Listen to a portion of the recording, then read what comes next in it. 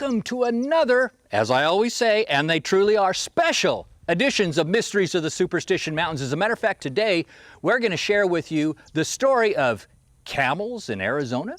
Marshall? The Army Corps of Topographical Engineers was making a survey in wagon roads.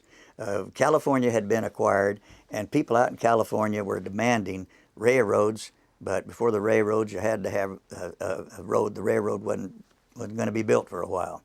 And so they were surveying. And Jefferson Davis was the Secretary of War at the time, and he was in a dilemma. He was from Mississippi. And the logical route would have been a southern route, all weather. They don't get snowed in the wintertime. And the only place that had two all-weather routes were in Arizona, along the 35th parallel and the 32nd parallel. So Davis Davis makes it work, though, by putting five transcontinental roads from Canada all the way to the Mexican border. And two are going to go right across Arizona.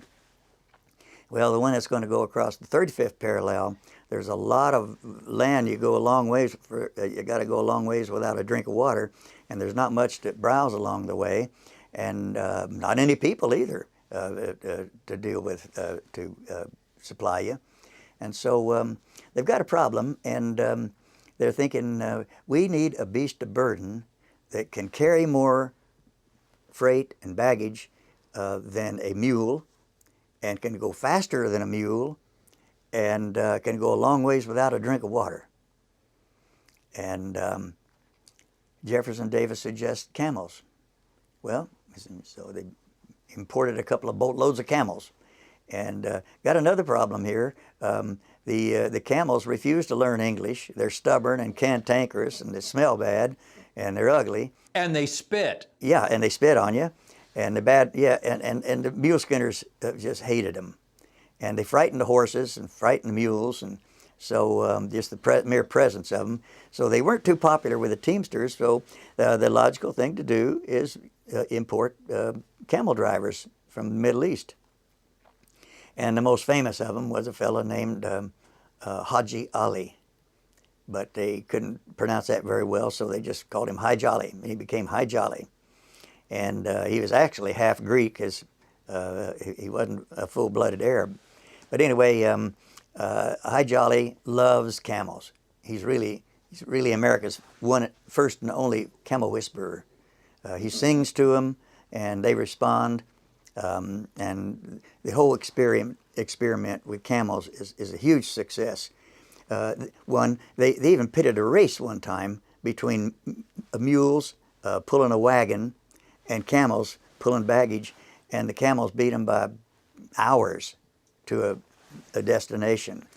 And again, they could go a long ways without a drink.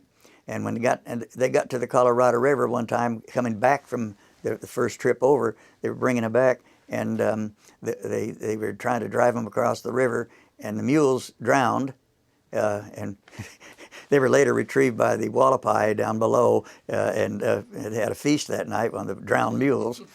But the camels took to that water and just responded and went right across that river, swam it, and Ned Beale, Lieutenant Beale, who was the American in charge of the engineers, he just sang their praises all the time. And he even rode camels. He thought he fancied himself as a camel, riding a camel. And so he was a colorful guy anyway, Edward Fitzgerald Beale. And so anyway, it was a success. And they surveyed the 35th parallel, turned it to a wagon road. And the reason it zigzags so much is they had to go from water hole to water hole. It goes straight across from, say, Gallup, straight to Flagstaff, where you've got LaRue Springs. But then it comes down the hill at Ash Fork, and you've got that big canyon there that had water in it.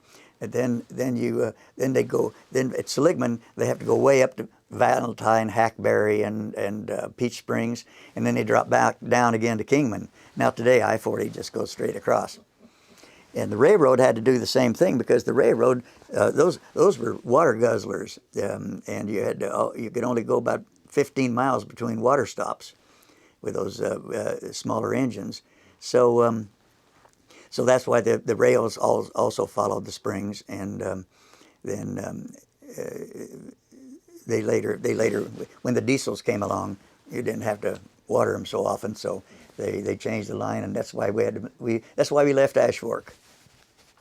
But anyhow, they in the 1880s they built the railroad across the Santa Fe, and then in 1926 that old wagon road became Route 66. So when they were done with these camels, they just let them go, right? And so some of them headed down the Verde into the Salt River area. Is that correct? And in the end, though, the Civil War was looming, and the government had no more use for the camels, so they sold a few at auction, and then they just turned the rest of them loose out on the deserts of western Arizona. We hear about High Jolly, but what happened to him? And High Jolly, he didn't go home either. He went out and joined the Camels. He died in 1902.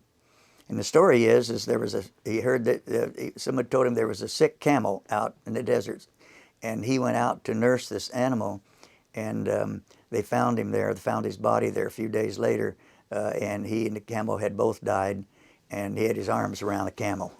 So he was a... Now, is this true, or...? Yeah, it's supposed to be a true story, yeah. Well, because I like it a lot. Yeah. So, how long before the camels disappeared in Arizona?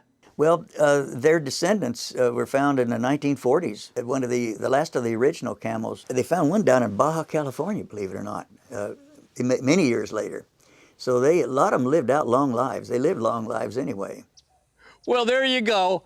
Marshall talking about the camels in Arizona, which maybe I shouldn't say this, but guess what day it is? Guess what day it is? Just another one of those mysteries of the Superstition Mountains.